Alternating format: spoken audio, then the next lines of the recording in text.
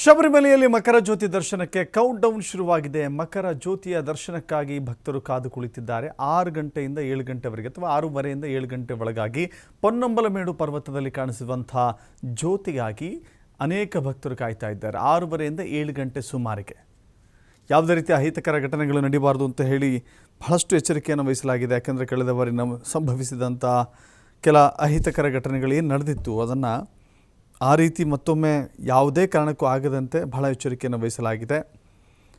ಹೀಗಾಗಿ ಈ ಬಾರಿಯ ಏರ್ಪಾಟುಗಳನ್ನು ಕೂಡ ನಿಮ್ಮ ಮುಂದೆ ನಾವು ತೋರಿಸ್ತಾ ಇದ್ದೀವಿ. ಎಲ್ಲ ರೀತಿಯ ವ್ಯವಸ್ಥೆಯನ್ನು ಮಾಡಲಾಗಿದೆ. ಯಾವುದೇ ಭಕ್ತರಿಗೆ ತೊಂದರೆ ಆಗದಂತೆ, ಕಾಲು ತುಳಿತ ಆಗದಂತೆ ಅಥವಾ ಉಸಿರುಗಟ್ಟಿಸುವಂಥ ಯಾವುದೇ ರೀತಿಯ ಘಟನೆಗಳು ನಡೆಯದಂತೆ ಎಲ್ಲ ಸಿದ್ಧತೆಗಳನ್ನು ಮಾಡಿಕೊಳ್ಳಲಾಗಿದೆ. ಜೊತೆಗೆ ಅಚ್ಚುಕಟ್ಟಾದ ವ್ಯವಸ್ಥೆಯನ್ನು ಈ ಬಾರಿ ನೋಡ್ಬೋದಾಗಿದೆ. ಯಾಕಂತ ಹೇಳಿದ್ರೆ ಕಳೆದ ಬಾರಿಯ ಪಾಠದಿಂದ ಈ ಬಾರಿ ಎಚ್ಚೆತ್ತುಕೊಳ್ಳಬೇಕಾದಂಥ ಅನಿವಾರ್ಯತೆ ಇದೆ. ಸೊ ಹೀಗಾಗಿ ಅತಿ ಹೆಚ್ಚಿನ ಭದ್ರತೆ ಇದೆ, ವ್ಯವಸ್ಥೆಗಳಿದ್ದಾವೆ.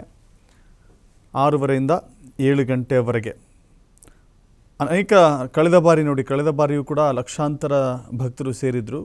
ಆದರೆ ಕೆಲವಷ್ಟು ಭದ್ರತೆಯ ಸಮಸ್ಯೆಗಳಲ್ಲಿ ಕಾಣಿಸಿತ್ತು.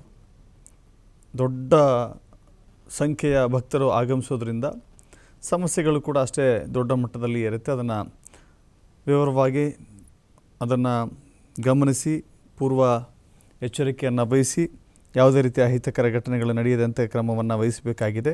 ಆ ರೀತಿಯ ಎಲ್ಲ ವ್ಯಾಪಕ ಭದ್ರತೆಯನ್ನು ಮಾಡಲಾಗಿದೆ.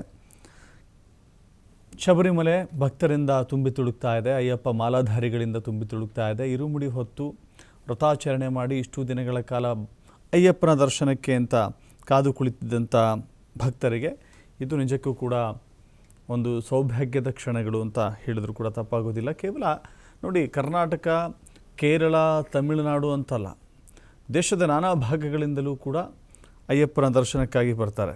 ದೇಶದ ನಾನಾ ಭಾಗಗಳಿಂದಲೂ ಕೂಡ ಭಕ್ತರನ್ನು ಹೊಂದಿರುವಂಥ ಜಾಗ ಇದು. ಸೊ ಹೀಗಾಗಿ ಕೇರಳದ ಶ್ರೀ ಅಯ್ಯಪ್ಪ ಸ್ವಾಮಿ ದೇವಸ್ಥಾನ ಇಡೀ ದೇಶವೇ ಒಂದು ರೀತಿ ಇತ್ತ ನೋಡುತ್ತೆ.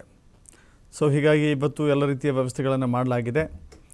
ಅಯ್ಯಪ್ಪ ಸ್ವಾಮಿಗೆ ತೊಡಿಸುವಂಥ ಪವಿತ್ರ ಆಭರಣಗಳನ್ನು ಹೊತ್ತು ತಿರುವಾಭರಣಂ ಮೆರವಣಿಗೆಯ ಮೂಲಕ ಮಕರ ಬೆಳಕು ಸಂಜೆ 6:20ಕ್ಕೆ ಸನ್ನಿಧಾನವನ್ನು ತಲುಪುತ್ತೆ ಅಂತ ಹೇಳಿ ದೇವಾಲಯದ ತಿರುವಾಂಕೂರು ದೇವಸ್ವಂ ಮಂಡಳಿ ತಿಳಿಸಿದೆ.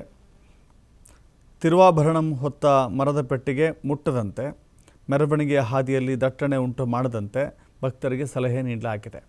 ಆಭರಣಗಳನ್ನು ಹೊತ್ತು ಸಾಗುವಂಥ ಸಂದರ್ಭದಲ್ಲಿ ಯಾವುದೇ ರೀತಿಯ ತಿಕ್ಕಾಟ, ನೂಕಾಟ, ತಳ್ಳಾಟ ಆಗದಂತೆ, ಜೊತೆಗೆ ಭಕ್ತರು ಕೂಡ ಅತ್ಯಂತ ಎಚ್ಚರಿಕೆಯಿಂದಿರಬೇಕು ಅಂತ ಹೇಳಿ.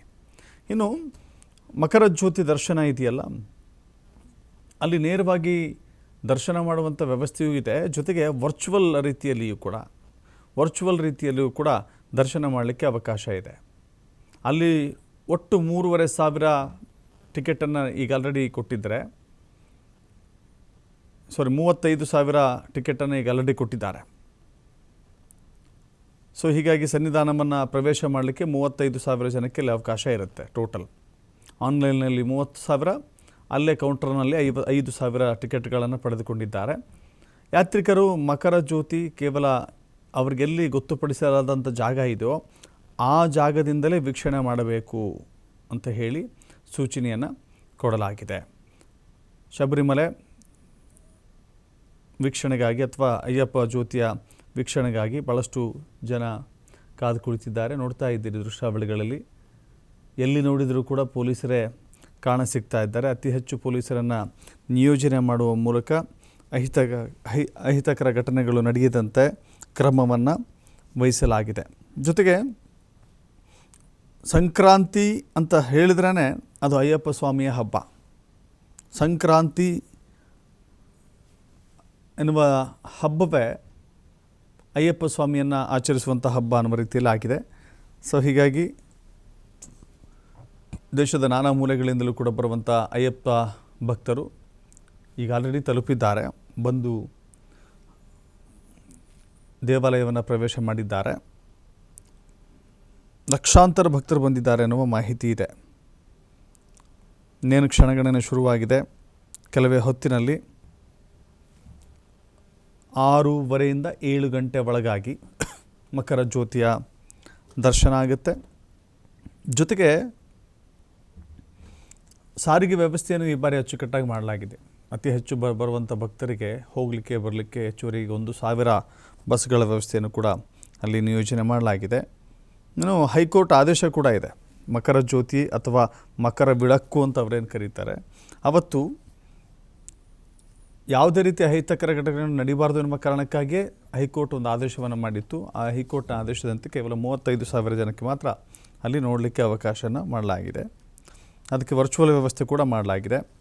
ಪಂಪ, ನಿಲಕ್ಕಲ್ ಭಾಗಗಳಲ್ಲಿ ಶಾಂತಿಯುತವಾಗಿ ದರ್ಶನಕ್ಕೆ ವ್ಯವಸ್ಥೆಯನ್ನು ಕಲ್ಪಿಸಲಾಗಿದೆ.